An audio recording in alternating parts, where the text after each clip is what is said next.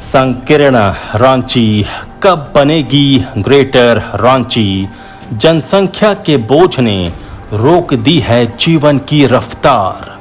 अब तो सांस लेने में भी हो रही है परेशानी। नमस्कार, आजाद सिपाही विशेष में आपका स्वागत है। मैं हूं राकेश सिंह। झारखंड की राजधानी रांची के फेफड़ों में अब जंग लगनी शुरू हो चुकी है।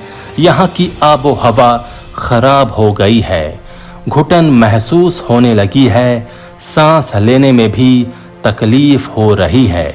व्यक्ति के जीवन में शुद्ध हवा, परिष्कृत पर्यावरण का क्या महत्व है, ये कोरोना काल में हर व्यक्ति समझ चुका है।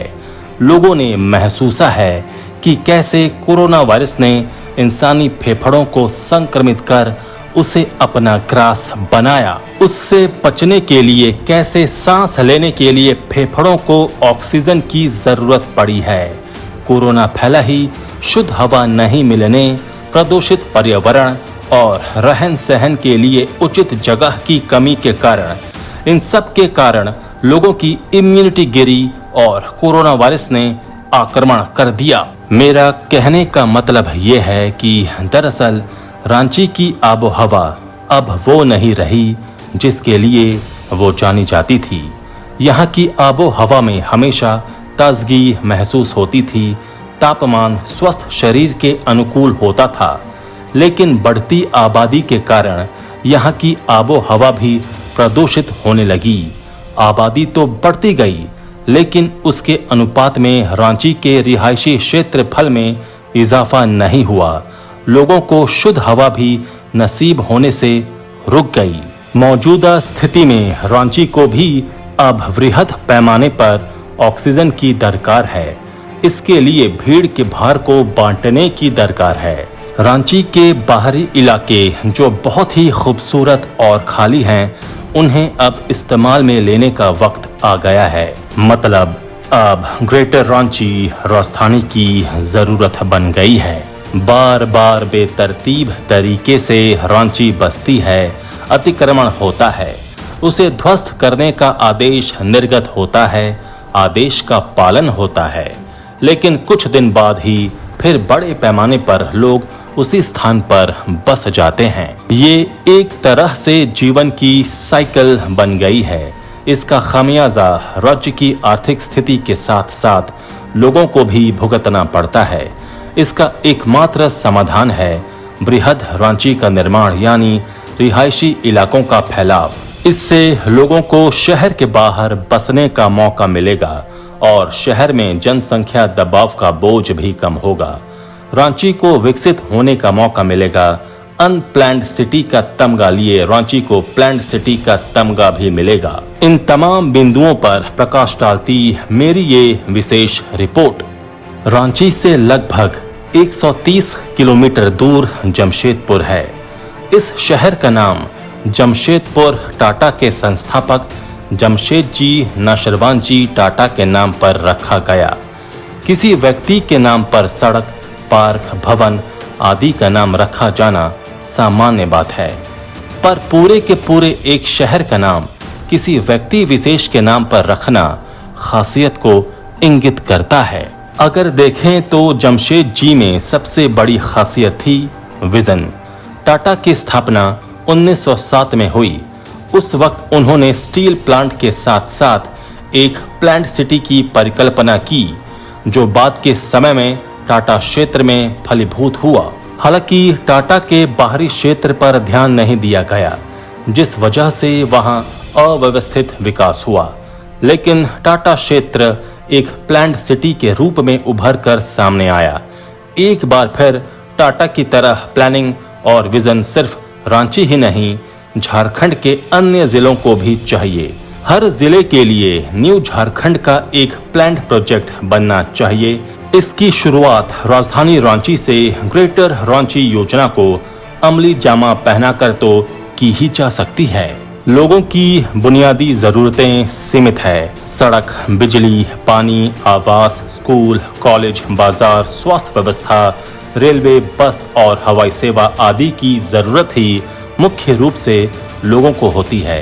मुंबई सिकुड़ा तो नवी मुंबई का निर्माण हुआ, दिल्ली सिकुड़ी तो एनसीआर और द्वारिका जैसे क्षेत्र खड़े हुए। अगर इन शहरों के बढ़ाव को देखें तो नए क्षेत्र में पहले सुविधाएं पहुंची। सड़क, अस्पताल, स्कूल, कॉलेज, रिहायशी क्षेत्र, आवागमन की सुविधा आदि तैयार हुए।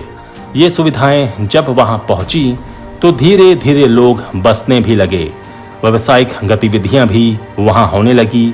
लेकिन अगर ध्यान दें तो अब लोग काफी दिनों तक अपने क्षेत्र में ही सिमटे रह जाते हैं और पुराने क्षेत्र में आते तक नहीं हैं।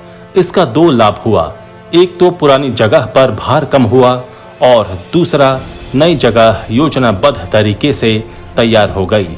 ग्रेटर रांची के लिए भी इसी तरह का कुछ कदम उठाने की जरूरत है। शहर के बाहर एक नए इलाके को योजनाबद्ध तरीके से बसाने की जरूरत है।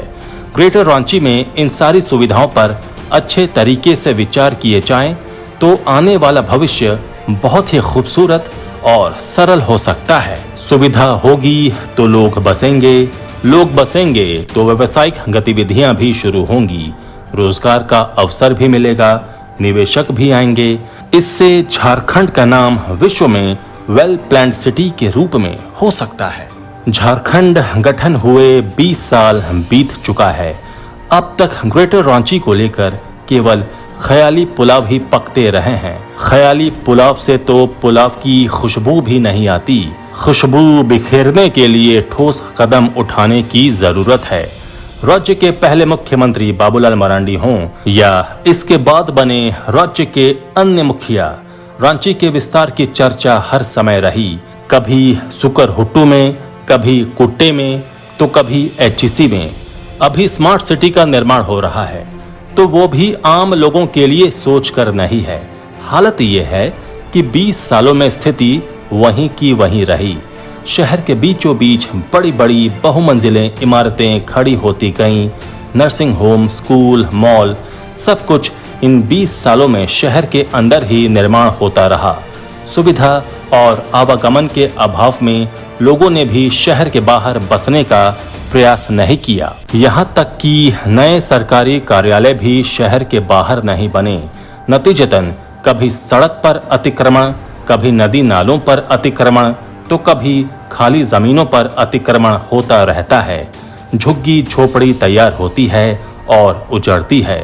कोर्ट के आदेश पर पुलिस प्रशासन जागी, सब कुछ खाली कराया। फिर कुछ महीनों बाद पुरानी स्थिति। सड़कों पर वाहनों का दबाव दिन ब दिन बढ़ रहा, गाड़ियां चलती नहीं, रेंगती हैं।